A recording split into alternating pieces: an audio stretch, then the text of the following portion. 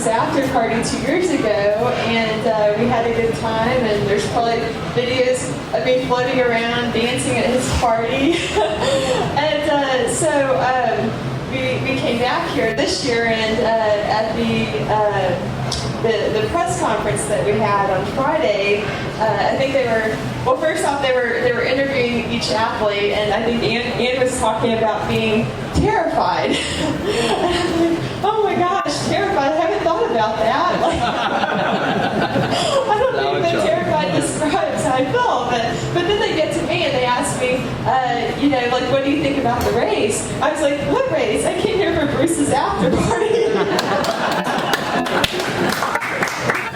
So my race didn't quite go as I'd hoped. I was like a rock star out there, though.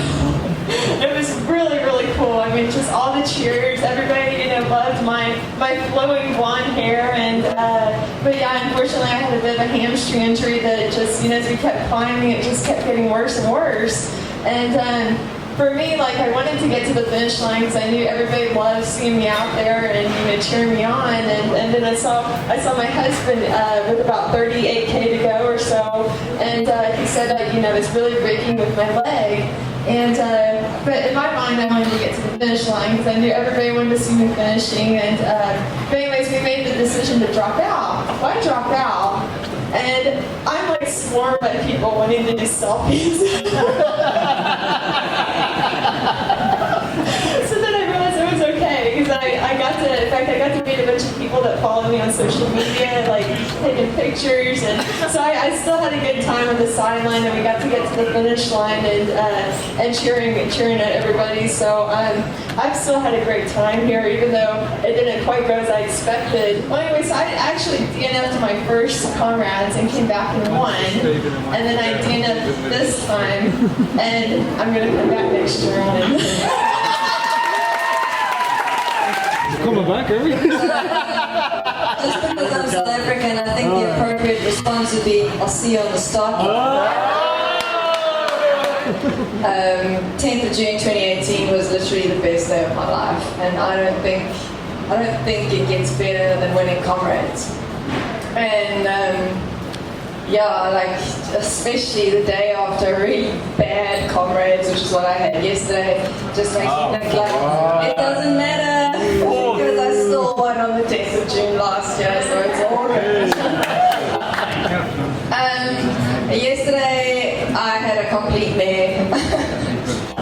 I knew from 20Ks in that it was not going to be a good day. Actually, I knew 3 weeks ago it wasn't going to be a good day, but you always hope for the best, which, trust me, is not an effective coping mechanism for Comrades. From 20Ks in, every single step that I took, my quads just exploded into a world of pain. So every step was just like, die, and I was like, I can't believe this is happening to me. I trained so hard, I've given up my job, I've sacrificed my whole social life. Do you know what I eat? It is not interesting. And now it's crunch time and you can't deliver. And most of the first half of the race was me grappling with that I've now put myself on the line, and it's just not going the way that it should. And especially 2018 was such a wonderful year, and you're like on such a high, and you line up, and the gun goes off, and you're like, woo, let's go, woo! And then 20Ks in, you're like, oh my oath, this sucks. But I manage a team of elite ladies here in South Africa. It's a development project where we take ladies from a sub-elite level and we move them up into an elite level, and it's all about inspiration and motivation and coaching and giving people opportunities. And last year we won the team prize, and this year I was running and I was like, if I bail on this race, like, our chances of team prize are pretty slim. So even if you can't win today, which I knew that I couldn't, and all kudos to Gerda, because even on my best day, I was never going to run a 5:58. So Gerda had the most unbelievable day, and huge respect for her. She's an outstanding athlete. But even if I wasn't going to win, I needed to buckle, that's what we say, or move your ass fast, as quickly as I could so that, you know, we had a chance for scoring well on the team prize. And it was tough. Everything was tough. I had diarrhea from about 55 Ks. I was in and out of the bushes. I had cramps. Actually, I was approaching Lindsay Perry. I've heard his name mentioned a couple times. I saw Lindsay Perry at about 57 Ks, and as I was running towards him, both my quads cramped, and I was like, no! And I was like, okay, just keep going. He's not even my coach, but he was like, just keep going, just hold the pace. And I saw Bruce and Jill a couple of times, and I saw my coach a lot of times. I saw a whole lot of my supporters, and they really just helped me through, and that was amazing. And I think for me, that's what Comrades is. It's about the supporters, and I said that in my post-race interview last year. I don't run Comrades for any other reason than the crowd support, because I'm so vain. I love it when people run past people and they're like, go! I love it. And I think Camille's saying the same thing. She feels like a rock star. I feel like a rock star. Like, everybody feels like a rock star because they print your name and they print your number, and it doesn't matter if they don't know you from a bar of soap. You feel like they know you and you have an intimate connection, and it's just, you know, running Comrades is all about that. And I have to share with you two things, but they're related. Well, first I have to tell you about the piece of property that I bought in Ashworth yesterday.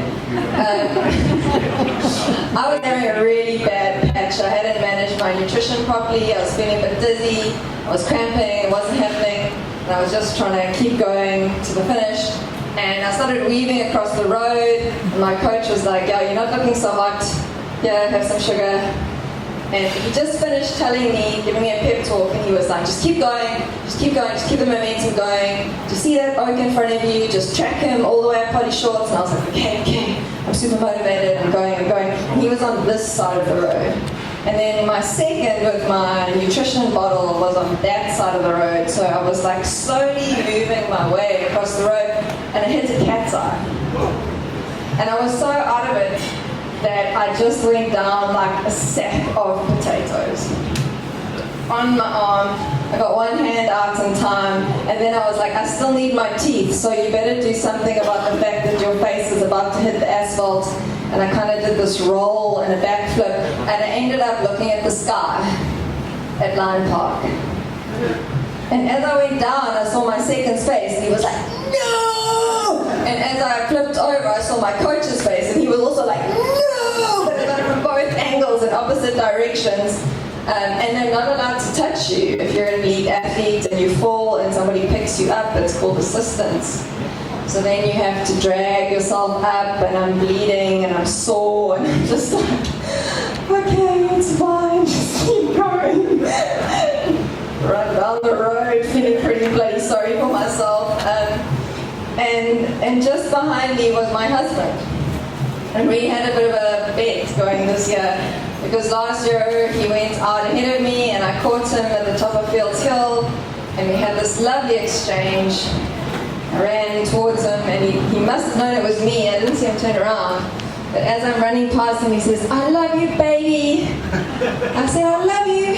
I'll see you at the finish. And he was like, I'll see you at the finish. Anyway, I walked past him, and I saw him at the finish, and that was fine. But then this year, he was like, there's no way you are passing me again. Like, game on. And I was like, dude, I'll see you somewhere on the route. Game on. Sure enough, David had a little faster race plan than me, and I was like, cool, see you at the finish. And my coach even said, who do you want waiting for you at the finish? I said, I want David. And he was like, I think you might finish ahead of David. I was like, no, I won't. David's going to be waiting for me at the finish line. So then when I saw David at like Cato Ridge, I was like, oh, I'm having a bad run, but you must also be having a bad run, because I can now see you, and you're supposed to be quite a lot in front of me. So eventually I passed him, and I chatted to him. I said to him, it's okay, baby, like, we can just run together now. And he was like, no, don't even talk to me. Okay. So I ran past him, But then I start having a proper wobbly, like I'm really not in a good space, I'm weaving across the road, I'm like, run 100 meters, walk 10 steps, run 100 meters, like it was bad, folks. And then, I know David should be now passing me, but last year there was this rather unpleasant experience where people said that because David and I were in the vicinity of each other for a certain amount of time during the race, he must have been pacing me. Folks, it's life and death in our household, because whoever wins at Comrades has to make coffee in bed for the next day, for the next year. So there's no helping each other. It's whoa on the road there. So this year when I passed him, he was like, don't talk to me because we might get accused of pacing. But now we're in this dilemma where I've passed him and he doesn't know if he should pass me again, because what happens if we get accused of breaking this rule again? Anyway, so David is running behind me and he's now too afraid to pass me while I'm having this wobbly in case we get accused of something. And so my husband sacrificed his race. He should have passed me, but he didn't. And he sat behind me 100, 200 meters until we finished the race, because he knew that if he passed me, one, mentally I would be broken, and two, I might be accused of pacing. And so huge respect to my husband. He put himself on the line for me yet again. Anyway, and he still has to make me coffee for next year.